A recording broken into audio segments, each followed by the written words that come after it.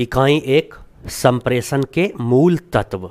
साथियों, हिंदी में आधार पाठ्यक्रम 2 यानी FHD 2 के पहले खंड की यह पहली इकाई है। इस खंड में संप्रेषण के विविध पक्षों की जानकारी दी जाएगी। यह इकाई इस खंड को समझने का आधार प्रदान करता है। संप्रेषण से संबंधित जिन पक्षों पर इसमें विचार किया गया है, इसमें से कुछ पक्षों की अगली इकाई में विस्तार से विवेचना की जाएगी। तो हम इस पाठ को पढ़ लेने पर संप्रेषण के बारे में पूरी जानकारी प्राप्त कर सकते हैं। तो आइए देखते हैं कि संप्रेषण का अर्थ क्या होता है। तो जन्म लेने के बाद बच्चा जब पहली बार रोता है तो यह समाज के साथ उसका पहला संप्रेषण होता है। इसके बाद हर एक क्षण और आजीवन संप्रेषण की यह प्रक्रिया जारी रहती है। यानी हम किसी भी माध्यम से अगर किसी को अपना बात समझा सकें, बता सकें, चाहे किसी स्टाइल से, बोलकर, पढ़कर, लिखकर, एक्टिंग करके, हंस के, चाहे जिस स्टाइल से हम बात को समझा सकें, इसी को हम संप्रेषण कहते हैं। हम पहले ध्वनि से, फिर शब्दों के जरिए, संवेदनाओं आदि के माध्यम से परस्पर संप्रेषण करते चलते हैं। इसके लिए हम अपनी समस्त ज्ञानेंद्रियां अर्थात कान, आँख, हाथ और अपने शरीर के समस्त अंगों का उपयोग करते हैं। यानी संप्रेषण में शरीर के समस्त अंगों का उपयोग करते हैं। यानी हमारी बात दूसरा कोई समझ जाए, यही संप्रेषण है। इसमें भाषा की प्रमुख भूमिका होती है। संप्रेषण एक संवाद है, संपर्क है, एक दूसरे तक अपनी बात पहुंचाने का प्रयास है। बोलकर, सुनकर, देखकर, पढ़कर, चित्र बनाकर, चाहे जिस तरह से हो, हम अपनी बात को जब दूसरे को समझा देते हैं तो यही संप्रेषण कहा जाता है। यह कहा जा सकता है कि समस्त मानव कार्यकलाप संप्रेषण ही है। यानी हर कोई अपनी बात को दूसरे को समझाना चाहता है, दूसरे को बताना चाहता है। आजकल कई तरीके आ गए हैं, कंप्यूटराइजेशन हो गया है, पावर पॉइंट प्रेजेंटेशन के द्वारा संप्रेषण किया जाता है, दूर संचार के माध्यम हैं। यानी अपनी बातों को कहने के कई तरीके आ गए हैं और ये सारे तरीके संप्रेषण के अंतर्गत आते हैं। साथियों, ये जो हम पढ़ रहे हैं इग्नू का ये जो क्लास, ये किस लिए पढ़ रहे हैं, ये 2-3 चीज़ें जान लेने की ज़रूरत है। अगर आप इसलिए पढ़ाई कर रहे हैं कि इग्नू के डिग्री प्राप्त करना चाहते हैं, तब भी आपको घबराने की ज़रूरत नहीं है, क्योंकि इसमें हम आपको ऐसे सारे बातें बताएंगे जिससे आप इग्नू में अच्छे नंबर से पास हो सकते हैं, अच्छी जानकारी प्राप्त भी कर सकते हैं। और अगर आप जानकारी के लिए पढ़ रहे हैं, नॉलेज के लिए पढ़ रहे हैं, तब भी आपको घबराने की ज़रूरत नहीं है। हम सारी बातें आपको बताते चलेंगे। तो अगर आप सिर्फ डिग्री के लिए पढ़ रहे हैं तब भी इस वीडियो को देखिए, कम से कम एक बार तो आप पढ़िए ही। और अगर आप जानकारी के लिए पढ़ रहे हैं तब भी इस वीडियो को देखना ज़रूरी है। तो आइए चलते हैं अगले सेक्शन में, और वो है संप्रेषण के विविध रूप। संप्रेषण के कई रूप होते हैं। जैसा कि ऊपर बताया गया है, मनुष्य अपने समस्त क्रियाकलापों द्वारा कुछ न कुछ संप्रेषित ही करता है। इसकी आंगिक अभिव्यक्ति यानी अपने शरीर की जो अभिव्यक्ति है, चाहे बोलना हो, देखना हो, सुनना हो, पढ़ना हो, लिखना हो, किसी न किसी रूप में अलग अलग ढंग से संप्रेषण ही है। तो आइए इन पर हम विचार करते हैं। सबसे पहले होता है मौखिक संप्रेषण। मौखिक संप्रेषण क्या कहते हैं? जिसे बोलकर किया जाता है। यानी जो संप्रेषण, जो बात पहुंचाने की कला बोलकर की जाती है, वैसे संप्रेषण को मौखिक संप्रेषण कहते हैं। भाषा इसका मूल आधार और माध्यम है। सुबह उठते ही बोलने की प्रक्रिया के साथ संप्रेषण शुरू होता है और रात में बिस्तर जाने तक बोलने का यह क्रम जारी रहता है। बोलना भी एक कला है। बड़े बुजुर्ग कहते हैं, सोच समझकर बोलो, या ऐसा बोलो कि सुनने वाले प्रसन्न हो जाएं। कबीर का यह पद तो आपने सुना ही होगा, ऐसी बानी बोलिए मन का आपा खोए, औरन को शीतल करे आपहु शीतल होए। यानी जो संप्रेषण है हर आदमी के लिए बहुत ही महत्वपूर्ण होता है। आप चाहे जहाँ भी रहते हो, अगर आप अच्छे से बात करते हैं तो सुनने वाला आदमी प्रसन्न हो जाता है, और कई ऐसे समय जो काम नहीं भी होने वाला रहता है, आपकी बातों से प्रसन्न होकर आपके काम को कर देता है। अब बोलते समय 3 बातों का ध्यान रखना जरूरी है। शब्दों और वाक्यों का चुनाव। यानी अगर शब्द और वाक्यों का चुनाव अच्छा हो तो आपका संप्रेषण बहुत ही ज़ोरदार होता है। आप जो कुछ कहते हैं उसमें अपने शब्दों का चुनाव कैसा किया है, आपने किस प्रकार के वाक्य का प्रयोग किया है, इसका बड़ा असर रहता है। जैसे एक उदाहरण दिया है कि क्या सारी दवाइयाँ समाप्त हो गई है, डॉक्टर पूछते हैं, तो मरीज कहता है अभी कैसे ख़त्म हो सकती है, ये भी कोई बात हो गई। डॉक्टर पूछ रहा है तो इसका तो जवाब और अच्छे तरीके से दिया जाता है या दिया जा सकता है। अगर जब वह जवाब देता जी नहीं अभी 4 गोलियां बची हुई है, ये बड़ा अच्छा संप्रेषण होता। लेकिन वो उल्टे ही क्वेश्चन कर रहा है डॉक्टर से। तो शब्दों का चुनाव अच्छा होना चाहिए। अतः शब्दों और वाक्यों का प्रयोग सावधानीपूर्वक करने से संप्रेषण बहुत अच्छा हो जाता है। अब संप्रेषण के जो दूसरा बात है, जो दूसरी संप्रेषण में जो दूसरा पॉइंट है, जो दूसरी बात पे हमें ध्यान रखना है, उसमें है आवाज़। आप अपनी बात नम्र आवाज़ में कहते हैं या ज़ोर ज़ोर से बोलते हैं, इसका भी असर पड़ता है। यदि आप आक्रामक ढंग से बोलेंगे तो सुनने वाला नाराज़ हो जाएगा।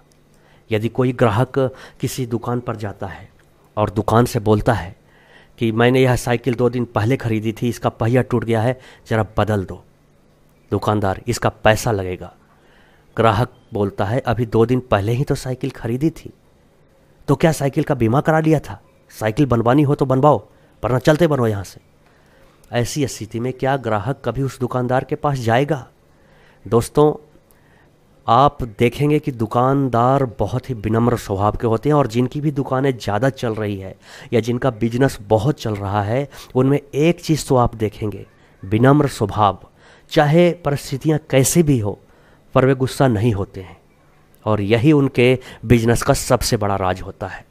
तो संप्रेषण का जो दूसरा सबसे महत्वपूर्ण विषय है, बात है, वो है आपकी आवाज़ का टोन कैसा है। ये तय करेगा कि आपकी जो संप्रेषण है कैसा होगा, आपकी बात मानी जाएगी या नहीं मानी जाएगी। तो संप्रेषण में आवाज़ का बहुत ही महत्व होता है और इस पर ध्यान देना चाहिए। इसी प्रकार आप कहीं नौकरी के लिए साक्षात्कार देने जाते हैं तो इसका चयनकर्ताओं पर काफ़ी असर पड़ता है कि आप किस लहजे में बोलते हैं। और तीसरा बात, स्वर। आप जो कुछ भी बोलते हैं उसका अर्थ आपको सुनने वाला उसी ढंग से निकालता है। आपने किसी को बुलाया, इधर आओ, आपके इधर आओ बोलने के तरीके से ही सुनने वाला समझ जाएगा कि आप उसे प्यार से बुला रहे हैं या आप उससे नाराज़ हैं। इसके अलावा आप जो कुछ भी बोलिए स्पष्ट बोलिए। अगर आप स्पष्ट नहीं बोलेंगे तो सामने वाला आपकी बात समझ नहीं पाएगा और आपकी बात उस तक नहीं पहुंच पाएगी। हाँ, इतना ऊंचा भी ना बोलिए कि संदेश का संप्रेषण गलत चला जाए। तो ये जो 3 बातें हैं संप्रेषण में बहुत आवश्यक रूप से ध्यान रखनी चाहिए। और ये कौन कौन सी बातें हैं, फिर से दोहरा लेते हैं। तो पहला हो गया आपके शब्दों और वाक्यों का चुनाव, दूसरा हो गया आवाज़, और तीसरा हो गया स्वर, कि आप कितना जोर से बोलते हैं और किस लहजे से बोलते हैं। तो ये हो गया मौखिक संप्रेषण के रूप। अब आते हैं आंगिक संप्रेषण के बारे में जानने के। अब समय है आंगिक संप्रेषण के बारे में जानने का। मनुष्य केवल बोलकर ही अपनी बात संप्रेषित नहीं करता है, उसके सारे अंग, आँख, हाथ, पैर, कंधे सब संप्रेषण में सहयोग देते हैं। यह गैर शाब्दिक आंगिक या अमौखिक संप्रेषण है। यानी कई लोग बिना बोले हुए भी अपनी आँखों से, अपने हाथों से, अपने कंधे से सारी बातें बता देते हैं। इसे आंगिक संप्रेषण कहते हैं। शारीरिक संप्रेषण की शुरुआत आपकी वेशभूषा और व्यक्तित्व से होती है। आप जैसे ही किसी अधिकारी के कमरे में प्रवेश करते हैं, वह आपकी वेशभूषा और व्यक्तित्व से ही आपके बारे में धारणा बनाने लगता है। तो आप उसके सामने कैसे खड़े रहते हैं, कैसे बैठते हैं, इसका भी असर पड़ता है। अगर आप कहीं इंटरव्यू देने जा रहे हैं तो ये वीडियो कैमरा लगा हुआ होता है, यानी इंटरव्यू देने के लिए अगर कोई अभ्यर्थी पहुंच गया, वहां से उस पर नज़र रखी जाती है और उसके भी पॉइंट्स दिए जाते हैं। तो ये बहुत ज़रूरी है आंगिक संप्रेषण किस तरह का हो। अगर आप किसी इंटरव्यू में जाते हैं और अधिकारी कहता है कि फ़ोटोकॉपी तो आप लाए हैं लेकिन मूल प्रति भी दिखाइए। अब उसके मूल प्रति तो आप ले नहीं गए हैं, लेकिन वहाँ जाकर आप धीरज खो देते हैं, कंधे उचकाते हैं, मुंह बनाते हैं, तो हो सकता है आपका बनता हुआ काम भी बिगड़ जाएगा। इसके विपरीत यदि आप के पास मूल प्रति न हो तब भी आप विनम्र बने रहिए, मुस्कुराकर बात करें, शायद आपका काम हो जाए। आंखें आंगिक संप्रेषण का सबसे सशक्त माध्यम है। जब कोई प्रसन्न होता है तो कहते हैं कि उसकी आंखें हंस रही है। आपने लोगों को अक्सर यह कहते सुना होगा, उसकी आंखें गुस्से से लाल थी। अपनी आंखों के जरिए आप न केवल अपनी प्रसन्नता या अप्रसन्नता जाहिर करते हैं, बल्कि उसे दूसरों तक संप्रेषित करते हैं। यानी आपकी आंखें हैं जो बहुत कुछ कहती है। किसी की आंखें नम हो तो हम जान जाते हैं कि वह दुखी है।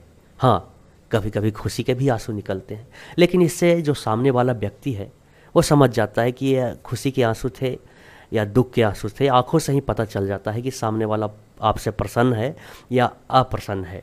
उसका आना आपको अच्छा लगा कि आपको वह आपको टालना चाहता है, आदि आदि। यानी किसी के शारीरिक हाव भाव से ही बातों का पता चल जाना आंगिक संप्रेषण है। तो अब तक आप 2 संप्रेषण के बारे में जान चुके हैं। पहला मौखिक संप्रेषण, दूसरा आंगिक संप्रेषण, और अब जो हम जिस संप्रेषण के बारे में जानेंगे वह है लिखित संप्रेषण। आप बोलकर और देखकर तो संप्रेषण करते ही हैं, लिखकर भी अपनी बातें दूसरों तक पहुंचाते हैं। आप पत्र लिखकर अपनी बात दूसरों तक पहुंचाते हैं। लेखक कहानी, कविता, नाटक, उपन्यास आदि लिखकर अपने को पाठकों तक पहुंचाता है।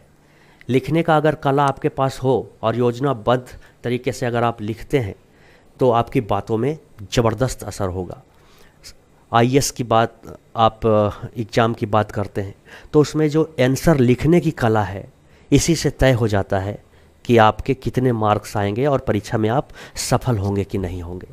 लिखने के समय हमें 5 बातों का ध्यान रखना चाहिए, और वो 5 बातें हैं क्या, क्यों, कौन, कब और कैसे। इन 5 शब्दों को अगर हम ध्यान में रखेंगे और लिखेंगे तो हम अपना संदेश बहुत ही ज़बरदस्त तरीके से, प्रभावशाली तरीके से दूसरों को पहुंचा सकते हैं। अब क्या, अब लिखते समय सबसे पहले यह ध्यान रखना चाहिए कि आपका संदेश क्या है। पत्र, रिपोर्ट, टिप्पणी, लेख, कहानी, कुछ भी लिखने से पहले यह तय कर लीजिए कि आपको लिखना क्या है। अर्थात सबसे पहले विषय का निर्धारण कर लीजिए, और अगर आपने विषय का निर्धारण कर लिया तो समझिए कि एक बहुत बड़ा काम कर लिया। जो दूसरा बात आता है कि लिखना क्यों है। विषय तय हो जाने के बाद आप लेखन का उद्देश्य तय कीजिए। इसमें निम्नलिखित पद शामिल हो सकते हैं कि किसी को सूचित करना है इसीलिए लिख रहे हैं, निवेदन करना है, पुष्टिकरण करना है, या समझाना है या समझना है, इसके लिए लिख रहे हैं। तीसरी बात जो संप्रेषण में आती है, लिखने वाली संप्रेषण में, वो है कौन। यानी यह कौन आपका संदेश प्राप्त करता है। यदि आपके सामने यह स्पष्ट है कि आप किसके लिए लिख रहे हैं तो आपका संदेश स्पष्ट होगा। आपके लिखने की शैली भिन्न होगी। यदि आप अपने माँ के पास पत्र लिख रहे हैं तो उसकी शैली अलग होगी। यदि आप किसी अधिकारी के पास पत्र लिख रहे हैं तो उसकी शैली अलग होगी। यानी आप किसको लिख रहे हैं, यानी संदेश प्राप्त करता कौन है, ये तय करेगा कि आपका संदेश कैसा होगा और संदेश को आप कैसे लिखेंगे। इसके अलावा कब, आप अपने लेखन में दिन और तारीख जरूर डालिए। खास तौर पर कोई पत्र लिख रहे हों या कार्यालय का काम करते वक्त इस विधि का अवश्य उपयोग करिए। और 5वां और अंतिम बात है कैसे। आपको लेखन का सारा दारोमदार इस पर है कि आप कैसे लिखते हैं। यही आपकी भाषा की पकड़ और लेखन कौशल की परीक्षा होती है। आपकी भाषा पात्रानुकूल होनी चाहिए। तात्पर्य यह है कि आप किसे लिख रहे हैं, क्यों लिख रहे हैं, इसके अनुसार आपकी भाषा निर्धारित होनी चाहिए। मसलन माँ को लिख रहे हैं या अधिकारी को लिख रहे हैं, ये भाषा में स्पष्ट रूप से अंतर होगा। किसी भी प्रकार के लेखन के लिए सबसे पहले तथ्यों को जुटाना जरूरी है, यानी उसके बारे में सब कुछ जान लीजिए। पुस्तकालय से, कंप्यूटर से, इंटरनेट से जानकारी जुटाइए और फिर लिखिए। फिर देखिए आपका संप्रेषण कितना ज़बरदस्त होता है। इस प्रकार के लेखन से लेखक पाठक तक अपनी बात सही ढंग से पहुंचाता है, अर्थात वह संप्रेषण में सफल हो जाता है।